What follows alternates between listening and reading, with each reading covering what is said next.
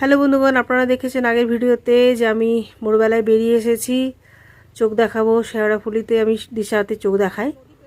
তো আমি ছেলেকে নিয়ে বেরোলাম। ছেলে বললো চলো আমি তোমাকে নিয়ে যাচ্ছি। তো আমাকে বললো চলো মোটরসাইকেলে করেই চলো। এত যে জল শ্রীরামপুরে কি করে বুঝবো, দেখুন কি অবস্থা।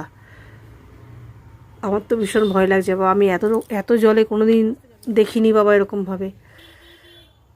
তো চললাম ছেলের সঙ্গে মোটরসাইকেলে করে। আমার মা বেটা তখন হেলমেট পরে বেরিয়েছি, আমি তো হেলমেট পরিই না, কেমন একটা অস্বস্তি বোধ হচ্ছে। আমরা এখন জায়গায় এসে পৌঁছে গেছি দিশা হসপিটালে।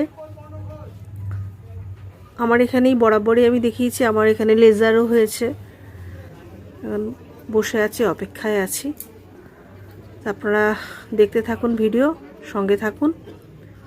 আমার ডাক আসবে এখনই। এখানে ভিডিওটা রাখছি। Bye bye. আমাদের দেখানো হয়ে গেল, আমরা ফিরছি।